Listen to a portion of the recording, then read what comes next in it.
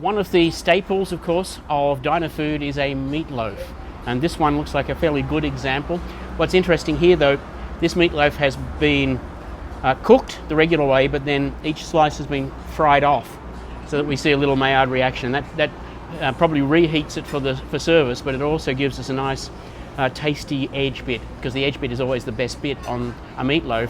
Yes. And by frying it off before service, we get that across the whole surface, so we get the best bit over it all. And it's really moist. I really don't like meatloaf that gets really dry. It can sometimes be like eating sawdust, so there must be a whole bunch of techniques to avoid that. I wonder what they are. Well, I would imagine they include some fat, but we should give this a try.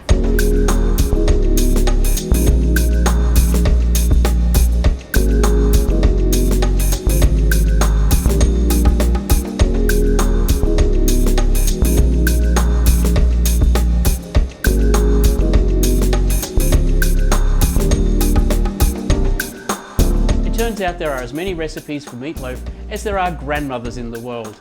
Greg's found one that he likes with a couple of extra little ingredients.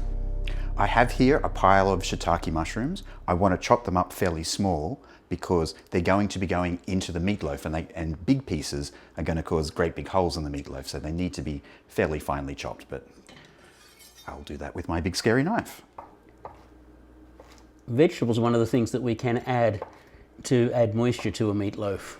Yes, at the diner, the meatloaf that we had looked like it had, I couldn't really tell closely, but it looked like it had a pretty classic array. Definitely saw carrot, probably had onion and celery. Whereas the recipe that I've chosen has got onion, mushrooms, garlic and red wine. That sounds much better. So you're looking for a very fine texture. Yeah, well, I mean, if you think about it, we're trying to mix it in with ground beef, and ground beef is fairly small. So I'm thinking that if you had great big pieces of mushroom, it's going to cause a problem. Now, if you had a Cuisinart, would you use that? A Cuisinart could work. It's going to be a lot faster than my bad knife skills. I reckon that's all right. I'm melting a knob of butter. We're going to saute mushroom and onions in butter. I shall throw them in. Going in from the side like that gives you more control than just trying to push it all in at once. Now we've got room to chop some onions. While Greg does most of the cooking, I get to do the onions. It's part of the deal that we've got. And there we are, ready to go into the pot.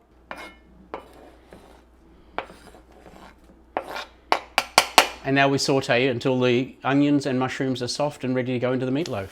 Onions and mushrooms are filled with liquid, which is not going to be very good in a meatloaf. It's going to make it very wet and unstable, so we've got to drive out as much liquid as we can from out of these little guys. And we're going to give it a little bit more flavour with some red wine, which also has to be evaporated off. We're getting some browning happening, which is good. I think that's looking pretty good. Most of the moisture is cooked off. Okay. So I think the next thing we want to do is add a clove of garlic. So we crush the garlic in. Give it a quick stir. Make sure that the garlic is distributed evenly into the pot. And then add the red wine.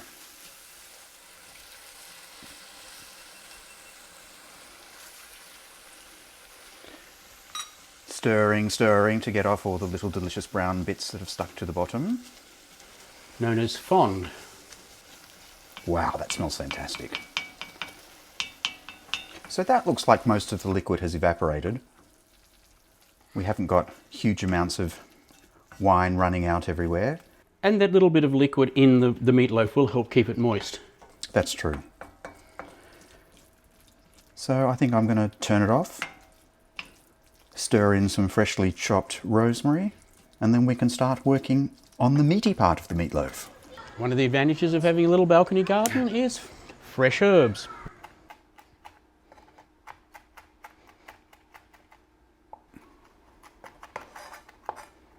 That'll do. Pretty. And that just goes in the pot with all the rest. So we've done the vegetable component, which is going to be giving flavour to the meatloaf. The other important thing that a meatloaf needs is some sort of binder, which is usually egg and breadcrumbs or crackers or something like that. So that's the next stage that we're going to do. I have 1 egg.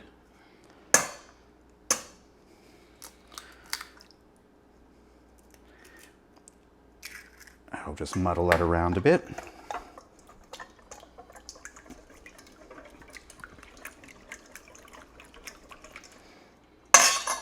And some panko breadcrumbs. Panko is a type of flaky breadcrumb commonly used in Asian cuisine. Panko has a lighter, more delicate texture that helps it crisp as it cooks. That makes it great for fried food because it absorbs less oil than breadcrumbs, keeping food crisper and crunchier. The original recipe actually says to use soda crackers, but then you have to break them up, and you can get these really handy, convenient bags of panko breadcrumbs and half a tablespoon of my favourite Worcestershire sauce for flavour. Fat has got a really bad reputation over the last 20, 30 years, largely due to some very, very bad science in the 1950s. Some scientists cherry-picked results so that he could get the result that he wanted to promote, which was that saturated fat is bad for you. Turns out, without saturated fat, we don't live very well. It's important that the saturated fat comes from healthy sources, not so much concentrated feedlot animals, but grass-fed, healthy animals. Saturated fat is very important, very good for you. And for meatloaf, we want somewhere between 20 and 30%. 15%, like we're going to use today, is on the very low side.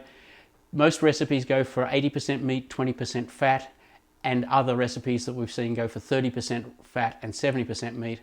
Greg does another meatloaf that is a chipotle bacon meatloaf, and we use lean turkey but add in fat from the bacon to get that ratio right.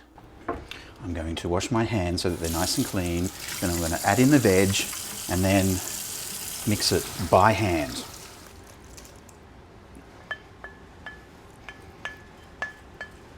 That smells delicious. Mushrooms, garlic, the aroma of wine. And because of the fresh rosemary, I'm getting a little bit of a foresty kind of scent of herbs too. I'm ready for the exciting part. Mixing together the meat, the vegetables, and the binder. And I'm going to do it by hand.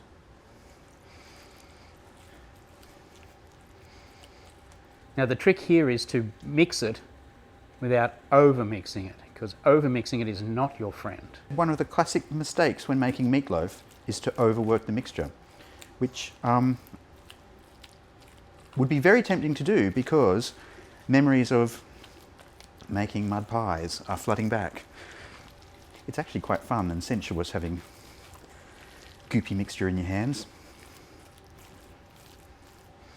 Okay, I think I'm going to leave it there. You could freeform that onto a pan in a rustic, lumpy loaf shape if you want, but I've just become accustomed to using a loaf tin. It gives a nice even shape, which I think probably cooks a little bit more evenly too. Don't pack it in too tightly, because that's another thing, another piece of advice that I read on the internet, because that will change the texture of the meat to be way too thick. I'm turning out the meatloaf onto a silicone sheet. Beautiful. It falls to me to put in the probe because we have to cook to temperature. Cooking to doneness is really just a guessing game, whereas if we put the probe into the meat, we will have an absolute accurate measure. It has to go into the center of the meat, and we're looking for a temperature somewhere between 155 and 160 Fahrenheit, so we're going to go for 160. Into the center of the meat, coming in level, and about halfway. There we go.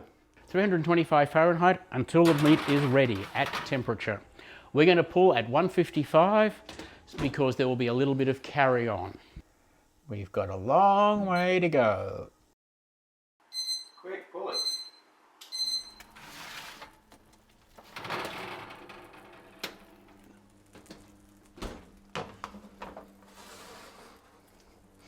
That's not the prettiest thing I've seen in the world. All right, 10 minutes. Yep.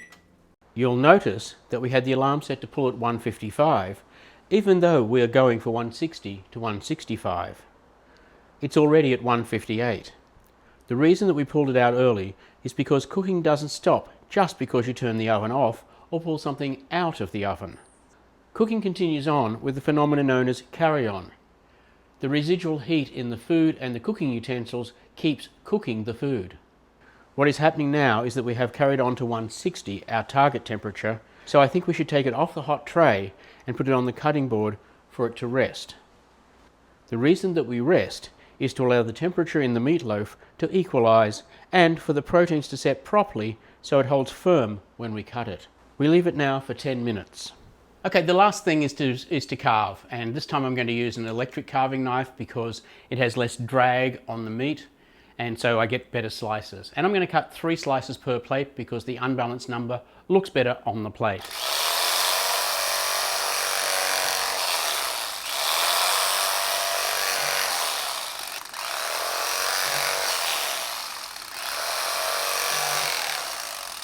The rest of it we're going to leave for another meal, and I'm going to take a trick from the restaurant and to reheat it and give it more flavour.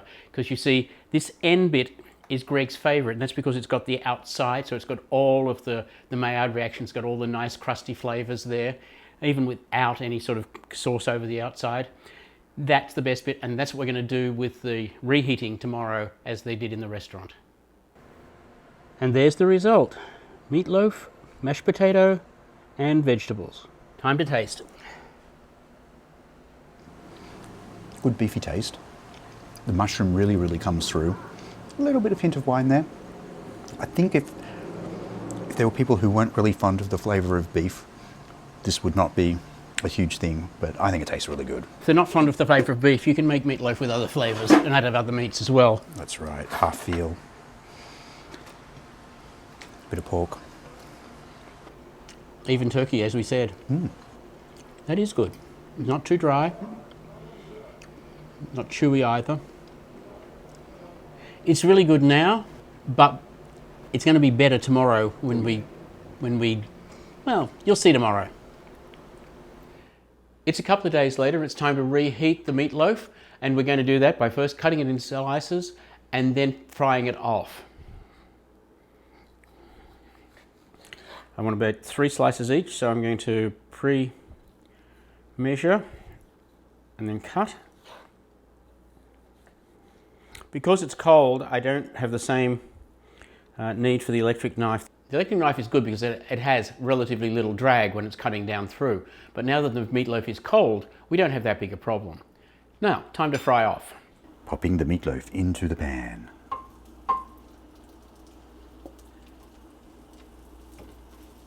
My favourite part of the meatloaf is the crusty outside. So by reheating it in a pan and frying it off, I actually get a lot more crust than the fresh meatloaf out of the oven had.